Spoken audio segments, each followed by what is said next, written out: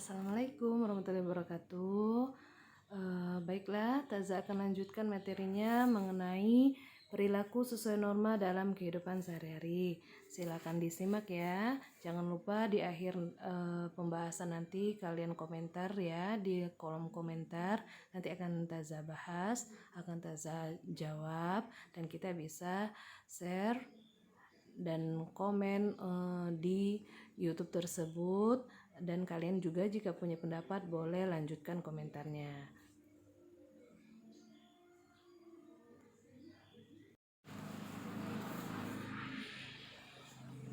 Jadi seperti yang kalian ketahui, norma-norma itu terdiri dari 4 macam ya.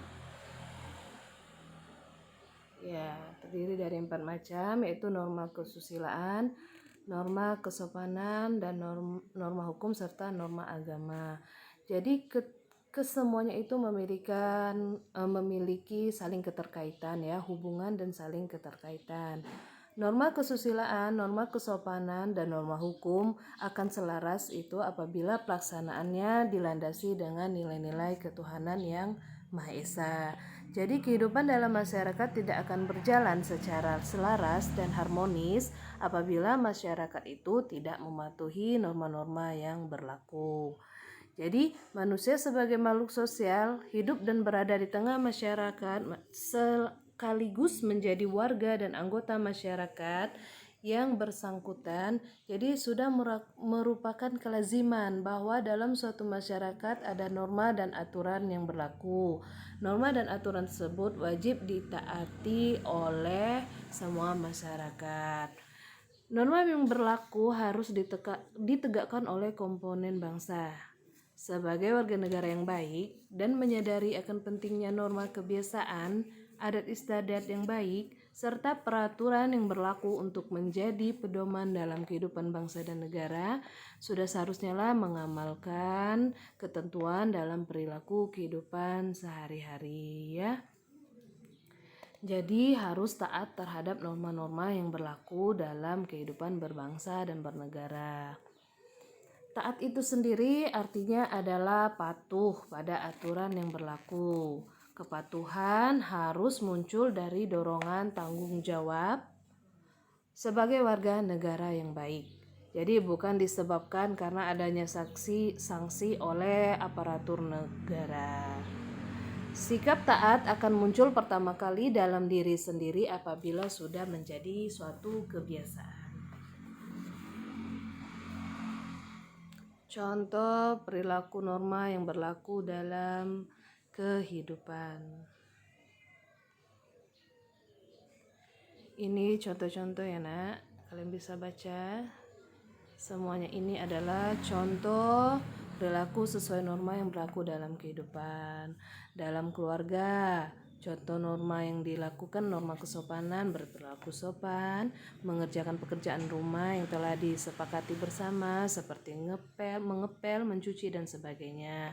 Norma kepada orang tua, taat kepada perintah orang tua, bertutur kata yang baik, saling menyayangi antar anggota keluarga dan hidup rukun dalam keluarga.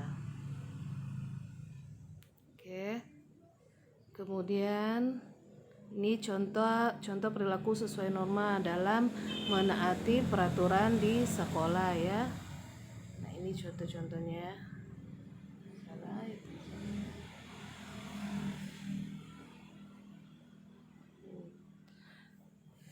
Jadi contoh yang di sekolah, mentaati peraturan dan tata tertib sekolah seperti tidak membawa handphone ke sekolah, itu sudah melanggar aturan sekolah. Datang tepat waktu, jangan terlambat ya.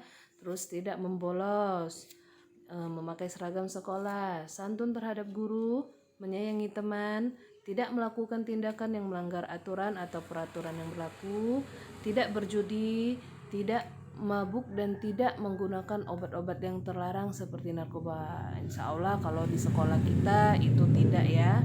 Insya Allah kita tetap dilindungi dan dapat menjaga diri kita tidak melakukan sesuatu yang melanggar norma-norma yang ada di kehidupan kita sehari-hari.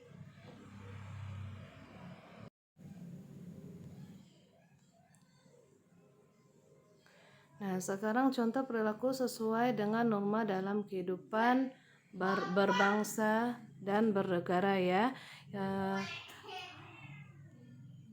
Jadi contoh perilaku sesuai norma dalam kehidupan masyarakat dan negara. Pertama, ikut mendukung keamanan dan ketertiban masyarakat. Contohnya seperti poskamling atau ronda. Terus mematuhi peraturan lalu lintas, tidak melakukan tindakan main hakim sendiri, membayar pajak sesuai dengan ketentuan, memiliki dan menerapkan budaya malu, budaya tertib dan budaya bersih. Jadi budaya malu itu yaitu sikap malu jika kita melanggar aturan. Misalnya malu datang terlambat hadir di sekolah. Terus budaya tertib diartikan sebagai kebiasaan bersikap tertib dimanapun kita berada, seperti mengikuti antrian ya sesuai dengan nomor antrian. Sedangkan budaya bersih merupakan sikap untuk berkata dan berperilaku jujur dan bersih dari tindakan-tindakan yang kotor. Misalnya tidak menyontek ketika ulangan atau ujian. Jadi itu merupakan salah satu cara bagaimana kita membina sikap budaya kita agar norma-norma itu bisa berlangsung dengan baik ya. Jadi harus ada budaya tertib, malu, dan budaya bersih. Oke nak, dalam kehidupan sehari itu maka banyak ditemukan perilaku yang tidak patuh terhadap norma. Ada beberapa penyebab kesadaran terhadap kepatuhan norma itu dalam kehidupan kita masih sangat rendah. Yang pertama, faktor pribadi. Jadi berkaitan dengan sifat dan karakter dalam diri kalian sendiri. Jadi yang belum memiliki kesadaran berlaku taat aturan itu segera memiliki kesadaran bahwa taat aturan itu bukan hanya penting untuk diri sendiri tetapi juga untuk orang banyak. Yang kedua, faktor lingkungan. Jadi pengaruh lingkungan, baik itu lingkungan keluarga maupun masyarakat yang belum memberikan daya dukung terhadap pembentukan watak patuh pada aturan. Misalnya karena kurangnya perhatian dari orang tua atau pergaulan yang salah dengan teman-teman sebaya atau tinggal di lingkungan yang kurang teratur dan kumuh sehingga bisa mempengaruhi sikap terhadap seseorang ya. Jadi dalam kehidupan masyarakat itu norma itu biasanya ditentukan oleh ketua adat ya, tokoh yang berpengaruh dalam masyarakat. Ada pula yang ditentukan berdasarkan kesepakatan bersama atau konsensus, baik melalui musyawarah ataupun melalui pemungutan suara, termasuk dalam lingkungan pergaulan di sekolah, organisasi, atau negara. Nah, seperti gambar yang kalian lihat di buku kalian halaman 55 ya. Nah, itu merupakan salah satu contoh bahwa masyarakat adat Baduy tetap memegang teguh tradisi yang merupakan kearifan lokalnya ya. Jadi suatu norma dalam masyarakat itu untuk menjadi aturan yang nyata berlakulah perlu melalui proses sosialisasi. Pertama, aturan harus diketahui dulu oleh anggota masyarakat. Kedua, melalui pemberitahuan di media massa, penyuluhan, atau penyebaran informasi. Selanjutnya, peraturan akan diakui oleh anggota masyarakat. Artinya, masyarakat akan merasa memiliki aturan tersebut dan terikat oleh aturan tersebut. Tahap selanjutnya, aturan itu akan dihargai oleh masyarakat. Apabila masyarakat menyadari bahwa aturan itu memang perlu diberlakukan atau memang perlu diperlakukan dan memiliki manfaat bagi semua orang, maka aturan tersebut akan mudah ditaati. Itu ya nak ya.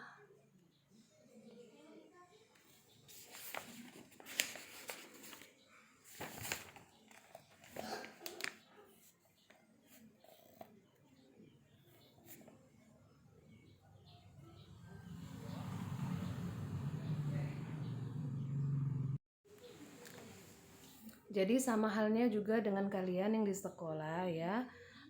Agar kalian bisa mematuhi peraturan di sekolah, maka peraturan tersebut akan disebarluaskan terlebih dahulu akan diberikan informasinya atau melalui surat edaran atau melalui setiap ketika kita melakukan upacara bendera. Jadi semua informasi tentang aturan itu akan diberitahukan kepada warga sekolah. Agar itu fungsinya agar kalian tahu apa yang boleh dilakukan atau apa yang tidak boleh dilakukan ya. Gunanya untuk menjaga ketertiban sekolah. Jadi sekarang walaupun kita belum maksimal untuk belajar di sekolah, apalagi untuk melakukan upacara ya, mungkin setiap wali kelas akan berupaya untuk memberitahu apa saja sih peraturan-peraturan yang berlaku di sekolah kita.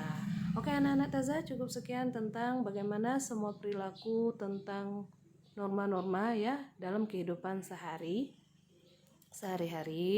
Jadi silakan kalian komentar di channel ini jika ada yang mau ditanyakan, seolah akan Taza bantu jawab. Teman-teman yang lain jika bisa menjawab, itu Taza izinkan untuk saling berdiskusi di kolom komentar ya. Jangan lupa like dan subscribe-nya supaya kita atau kalian bisa ikut terus setiap pembelajaran dan pembahasan yang Taza berikan. Terima kasih. Assalamualaikum warahmatullahi wabarakatuh.